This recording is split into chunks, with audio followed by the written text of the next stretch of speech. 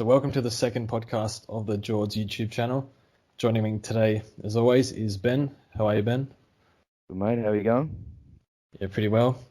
We were supposed to do this podcast yesterday, but we had to work around your drinking schedule, unfortunately. Oh, rightio. You were getting on the beers and you're like, nah, Jords, I can't do the podcast Monday. So that's okay. Not wrong. I'm pretty flexible, so that's all right. Thanks for that, mate. Anyway, so how'd your week go this week? Top 70%, 2,157, so a little bit under par, but yeah, not too drastic. How about you? A little bit under that, I think. Not a great week. I went McRae captain. I think you did the same. Yeah, Yeah, I think. I think I told everyone to do McRae captain. Didn't kind of work, but Wasn't too many big scores by other popular players anyway, so it wasn't too yeah, big. no big loss. Yeah. Okay, we'll start off with the rookies, and first guy is, I think it's Jay Lockhart, 102k defender mid option. Do you have any thoughts on Lockhart? I'm passing for now. I know he got picked to play tomorrow night, but he doesn't have a big ceiling. He's 240s or whatever, and still not sold on his spot in the team. I think the way Melbourne are going, he could easily get the chop anytime soon. With Goody just swinging the axe, so Yeah, that's for mine. But what do you reckon? I don't mind because I don't know any other options available. I don't know if Rotham will get named, and if he does, his job security is terrible anyway. Mhm. So he's the only option. He's cheaper. I think they do rate Lockhart, otherwise they wouldn't have brought him in so early. Yeah, I think he hasn't been on the list very long, so I'm gonna pass. But I don't. He's good. That's the good part. Yeah, he had a better. His second game was a lot better, and yeah, I think he'll get games. I think his job security is not too bad. So Yeah. Be hit games here and there, a couple here, but yeah, who would you replace. trade between? I'd get rid of Clark for him, to be honest. Okay. But yeah, I don't mind Lockhart. I think he'll play small forward. I think he can play back, but I think they'll use him in the forward line. So not the most friendly role, but so yeah, on Lockhart, probably a no. But if you really need to downgrade like a Jordan Clark for the cash, then I don't mind it. So next guy is Jack Ross. So Richmond player, your man, I guess. And now Cochin's out for a few more weeks. Any thoughts on Jack Ross? He's looked good again on the weekend. He was playing against Josh Kennedy and Tough he was ask. good. Yeah, he did well enough really. I've flipped and flopped whether or not to bring him in. I I don't know who you would be culling early. That's the only thing. It's probably if you wanted to do a big upgrade to like a Lloyd or something, going early on like a Butters or something would maybe make sense, but I don't see myself doing that personally. No, I think Butters can make a bit more, but I don't think he'll make that much more. Yeah, Maybe if you hold on for him long enough, maybe another 50k. But I don't mind going early on him. So I think he will be a popular trade down option. yeah, So out of the mids this week, I think Ross is the one you go to. yeah, for sure. Yeah, But yeah, pretty good numbers in the VFL. I thought he played really well. yeah. I think his spot's pretty locked up for another 3 weeks or so. Yeah, so I guess we endorse the Ross pick in the short term anyway, next 3 or 4 weeks. Yeah. So yeah. So Liam Baker, 164, 162k forward, I believe. Yeah. Played pretty well. He's averaging something like 89 or 90. Seems to play a little bit up the ground and play forward as well. I think he's 21 as well, which is really nice. Prefer the mature age guys. Yeah. So I'm going to get in Liam Baker this week. I was going to get rid of Noah Bolter, but he's playing, so maybe a miracle will happen and he'll score over 40 again. And against Melbourne's defense, he might. Yeah, so he'll probably only play 30% time on ground or something. But yeah. So I'm going to hold Bolter because he's going to make a bit more cash in. I'm going to cull Parker for Baker. Now, I would like to hold on Parker for a bit longer, but I like Baker as an on-field option a lot. Yep. So I'll be getting Baker this week. So what are Yeah, your thoughts? I don't mind trading Parker out. I've done that and reversed it a few times. I don't see a big score coming from him, really. And if he just From keeps Baker or no Parker? Parker, so Oh, I don't sorry, yeah. mind, yeah, I don't mind culling him early. Um, still may do it. I still may do it before the game tomorrow for the Baker. Yeah. Yeah, it's But yeah, I tough just one. like him as an on-field option for the time being. I mean, I'm not sure he's not going to average 80 or 90, but Yeah, it all depends. on-field is a lot better than the floor of Parker, which is like 30. Yeah, it all depends how many you're fielding as well. Because I have Yeah, more there. I'm only fielding Drew and Petrocelli, so maybe Parker to Baker makes sense, and I can field him yeah. over Petrocelli, who's not going to turn up every week, is he? No, he went missing. He went backwards last week. Yeah. He was on 35 at quarter time and finished on less than that, I think. Oh, he would Then have he got off points exploded. 5 minute period, literally, like total for the match. He just did it in spurts, Yeah. the goals, but yeah. And just The next, quickly, the next two rookies for next week, Haitley and Hayes. yeah, So Haitley, he scored pretty well, did pretty well in the JLT as well, 95 this week. So one we can look at the week after. And also Will Hayes, who I thought played pretty well, but you never know what's happening with the Bulldogs mids. Didn't really need to bring him in, I don't think, at the Bulldogs, but deserves his opportunity though. So out of these two, I probably prefer Hayes which doesn't make a lot of sense because Haitley's looked better so far. mm, But I prefer the mature age guys, and we'll see what happens next week. We'll know a bit more about the job security next week. yeah. But yeah, no Always, reason to bring him in this week. always that thing with the doggies and Bevo. And how Yeah, it's like the bingo. Have you seen it? no, I haven't seen it. What is it? Oh, it's funny. It's like every time Libba or McRae start forward, you get like a bingo square sort of thing. It's pretty funny. Yeah, Bevo talking about Libba playing forward. Oh, I don't know why. Libba started the first quarter in the forward line, and McRae definitely played more forward that game. And look, Bailey Williams, Gowers was getting mid-time. It was ridiculous. Dunks was getting a bit too, which would. Yeah, Dunks was playing second ruck. It was horrible. I don't know what goes I on. wonder why they lose by 8 goals to Carlton. Carlton played well, but still, it shouldn't be losing 8 goals to them. Oh, they deserve it. Yeah. Okay, so those are the rookies. So to summarize, first priority, in my opinion, is Baker. Yep. Ross, if you want, but we're going to have Haitley and Hayes next week. So Ross, if you want. And if you're desperate in defence, don't mind Lockhart. Yeah. Yep. I agree with all that. Yeah. Okay, so now it's pretty much upgrade season now. So a lot of people are looking to upgrade. And so in defence, it looks like we're going to have to pay up. Pretty much everyone's going to be above 530k-ish. Yeah. Laird might go just below, but the new kicking rules, like Hearn's getting an extra 10, 12 points, Sicily's getting extra points, Lloyd's getting extra points. Laird isn't, so he's still coming down. So I don't think there's any cheap options in defence. Do you know of No. any cheap options? I think I saw one is just Jack Crisp if you're Oh, yeah.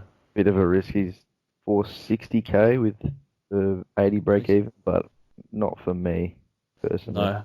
I think he's a bit of a downhill skier as well. Yeah. Seems to score well in easy wins and It has took those 60 them, games that kill you. yeah, in the tight contests, he's going to put in a poor score. But yeah, those top four defenders are all going to be very expensive to get in this year. Yeah. So, including Whitfield, so Lloyd, Sicily, Hearn, Whitfield, which one would you look to get in first if you didn't have any? I really like Sicily, so he's probably my first, and he's probably going to be the cheapest of the lot because I think he's going up this week. he's going up, but Hearn's only going up again. Like Hearn's 560 with a break even of 67, so he's going to go up another 20k or whatever again. He's almost going to be 600,000 like the other two, so Yeah, it's no fun. worrisome, really. How we're going to get them all in. Yeah. For me, I think it's still Lloyd, even if you pay up. Sicily would be second. I like Hearn as well, but Sicily's a bit cheaper at the moment. Yeah. Whitfield's out of reach. We got to But wait yeah, for Lloyd to hopefully get tagged or something before we can um, yeah. get him in, or it's going to cost Hopefully this week. Yeah, two or three trades to get the cash to do it, but maybe that's worth it, really, this year. yeah, yeah. It's gonna take 2 or 3 trades for a lot of these guys. I'm gonna what I'm gonna do instead. I really want to get Lloyd in. I'm gonna Yeah, look at the cheaper forwards first, so I can upgrade my team faster. We'll talk about those guys after, but um, yeah, if you're looking to get like a Lloyd in pretty soon, I'd be using 3 trades to get him in. yeah. So that's what you're doing with the 2 rookie trades this week. I think so. Either that, or I'm gonna look at a cheap forward. I'm not sure yet. Yeah, But yeah, still, I think the first guy you go for in defense is either Sicily or Lloyd. yeah, Anyway, so the midfielders we can discuss. So Jack McRae, we both own Jack McRae. Very sad to see him leak a bit of cash. yeah. Hopefully, I was hoping that people that didn't pick him were going to get punished a bit more. But That hasn't there's a happened. bit of a window for them. He's got a break even to 173, so he's coming down another 20 or 30k this week. So they'd probably wait a week and look to get him in next week. So if you were a non-owner and McRae was 530k, sorry, 630k, and 30k. Fife, yeah, sorry, Yeah. and Fife was 570k or 560k, so it'd be about 60k difference. Would you go for McRae or Fife? Five. Yeah, I'd still probably go five. Oh, yeah, five for me. Okay, fair. Um, yeah, I think that's fair. It's Okay. 50-50 for me. If you had the Yeah, cash, probably still Fife, I guess, because you really want to save some money. yeah, Helps just later on. So, yeah, but nevertheless, you need to have McRae eventually. I think he's yeah, capable of going on a tear. So, yeah, yep, really like McRae as a guy. If you don't have him, yep. so yeah, we just spoke about Fife. So his break even's 164. Um, Wait again. Looks like next week. Yeah, is going to be the week for a few of these guys. yeah, so maybe not this week. I mean, he can always hit that, but um, the week after, I'd be looking at getting Fife in if you can. Yep. Yeah, but big fan of Fife. He's probably the main guy you need to get in the midfield. How's the So doggies this week? So, at sorry, go Optus. on. He has the doggies this week at Optus. So, Yeah, uh, yeah, Carlton Mids had a real good time against the Doggies mids this week. yeah. Just wait a week and see what he's at next week. Yeah, and Zach Merritt, I love Zach Merritt. He's 600k at the moment, out of reach for mine. Yep. Averaging 130 less the first game. I'd love to get him in. Yeah. I'm thinking maybe after the bye. I think he has the middle bye, if I recall correctly. So could move on Walsh for him if we have to move on Walsh. Yeah. See what he's Uh, at. Yep. yeah, see how he's going at the time. Assess it over that time. So do you have any thoughts on Merritt? Obviously a bit expensive. Yeah, he's just on a tear now, like 135, 3 round average or something. So you'd be laughing if you started him and sort of hung on to him through that period. He's an Yeah, absolute pod now and tearing it. So yeah, he was pretty cheap. Yeah, so yeah, big fan of Zach Merritt, but I think if you're looking for a 550 plus mid right now, it's probably Nat Fife because yeah, he's cheaper and probably still has the highest ceiling, I guess. yeah, he's most proven. Yeah, exactly right, I guess. So yeah, and finally, so Tom Rockcliffe is still a reasonable price. I think about 460k. Yeah, 450 or something, I think. Yeah, He plays North, and North are a bit of a mess at the moment. And in JLT2, I think he scored 170 on them. So if you wanted to go Butters to Rocky or something, I'm not against that at all. Bit of a risk, but I do really like picking some cheaper guys as it really helps you if it works out later down the track. Any um, thoughts on Rocky? you had Brad Crouch like me, who is 470k and just scoring 95s. Would you consider We discussed this last week. it? I love a trade more than anyone else, even if it means at the expense of good premiums. I shouldn't have done my trades this year, but I've traded out good premiums for those that haven't followed. But um, What's your thoughts on Crouch, bro? Brad Crouch, Yeah. I don't love it, to be honest. I think he's played pretty well.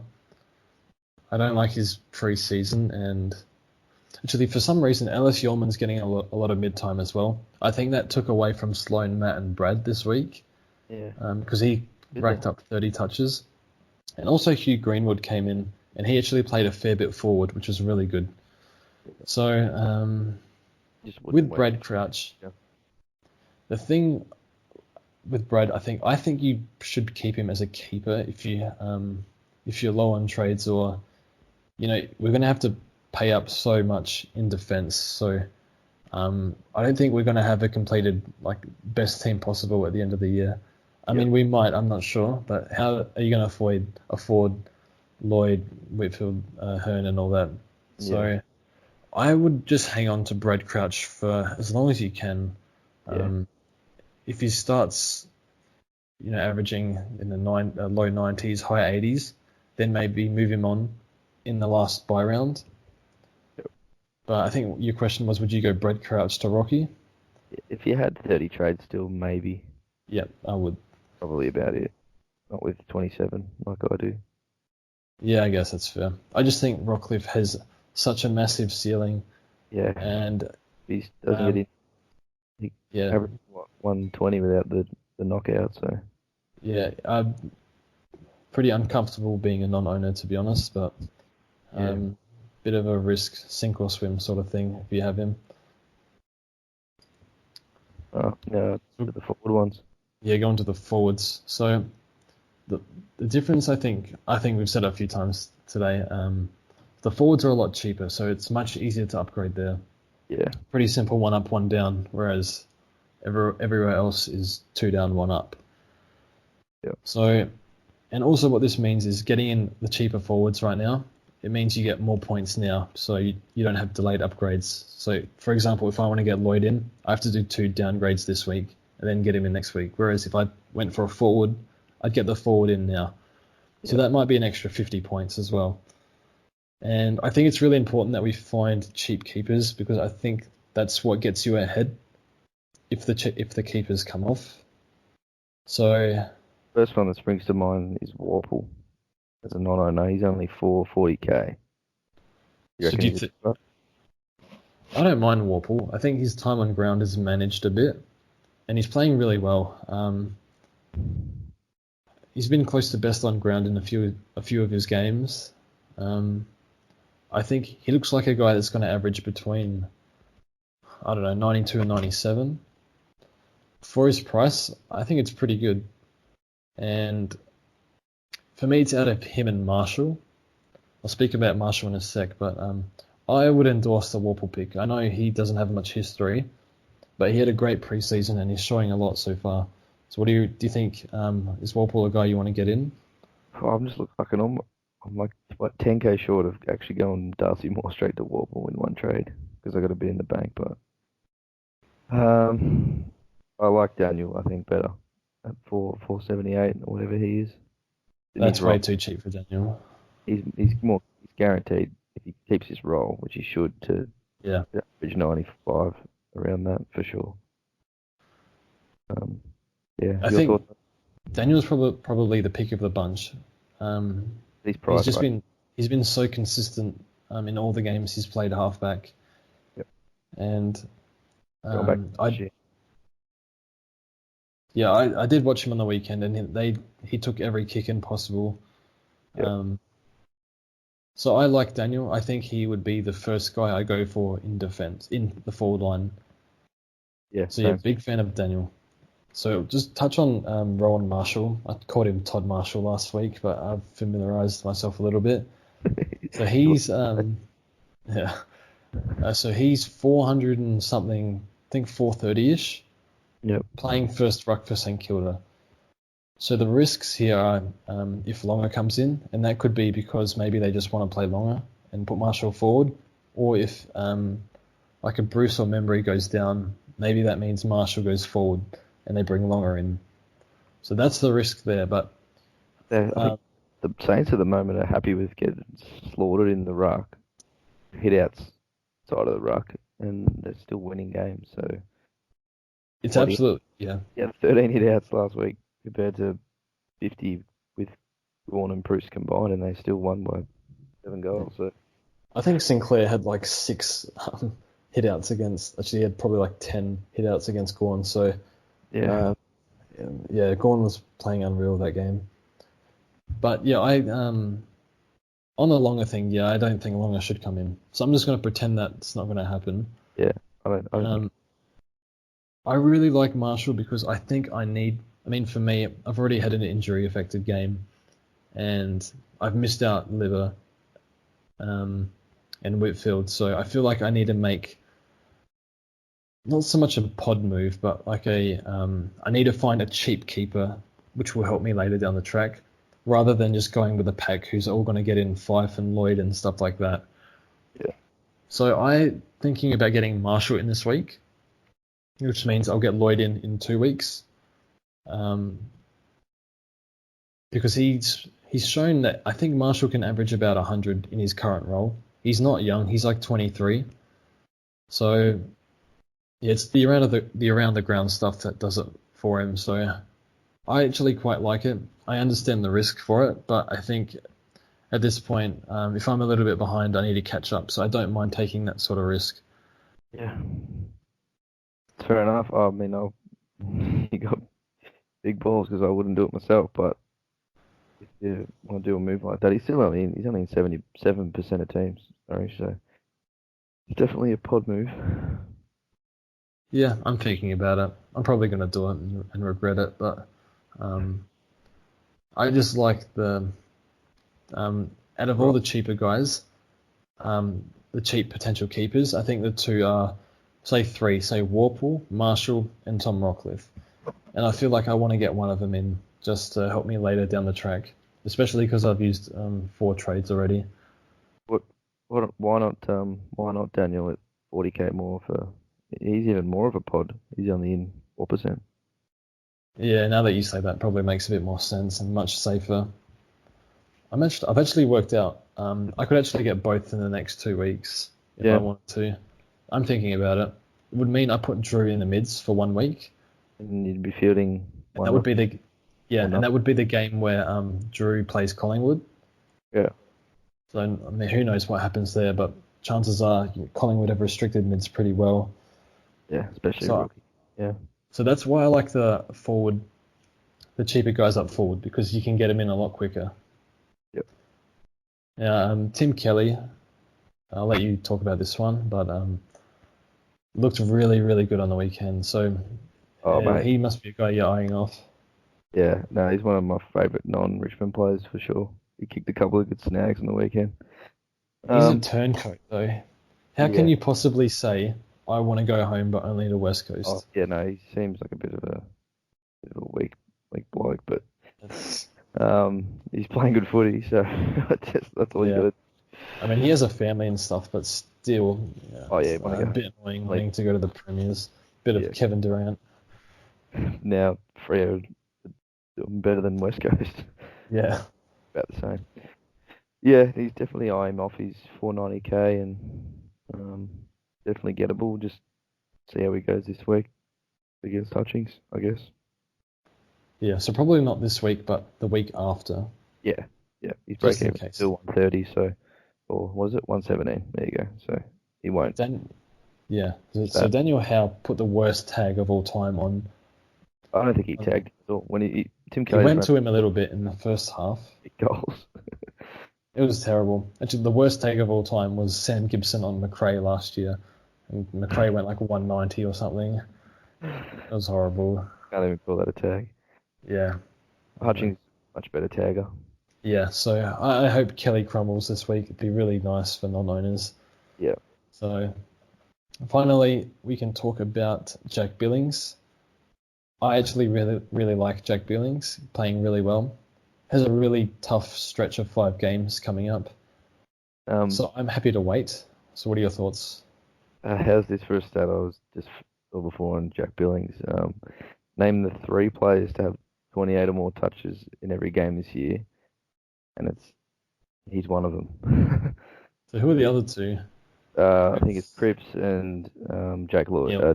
Lloyd, I think. Oh yeah, Lloyd. And then the other Yeah. one's Jack Billings. Yeah, really consistent. I mean, I think we always knew he had it in him because Yeah. he showed so much talent. He had like 1 million shots on goal like 2 years ago. It was ridiculous. Just missed them all. Could have scored points, yeah.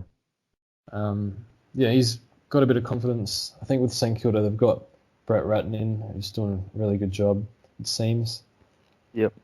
So I'm happy to wait on Billings. He has the first bye, so I can look at him after that. Yeah, I want to see how he Saints probably lose a couple more games and see how he goes in them. Because, yeah, right now they're just up and about.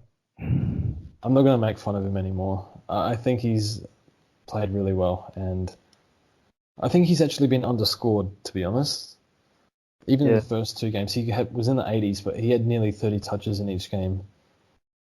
What's his disposal efficiency been like, though? Improved a bit, I suspect. I think it has. Yeah, so no, he's definitely one to watch. So out of these guys, probably number one is Caleb Daniel. Yep. And then personally, I'd like to take a risk on either Warple or Marshall. I'm leaning towards Marshall. More risky, but kind of like the risk reward, the reward attached to it. So yeah, probably we both agree on Caleb Daniel. Yeah, so mine's Daniel number 1, Kelly 2, Billings 3, and then Warple and Marshall after that. But yeah. Anyway, all right. So that's all for this podcast. Thank you for joining me again. No worries, mate. See what happens this week. I'll speak to you on Monday. Yep, do another podcast next week, so it should be good. No worries, mate. All right, ciao.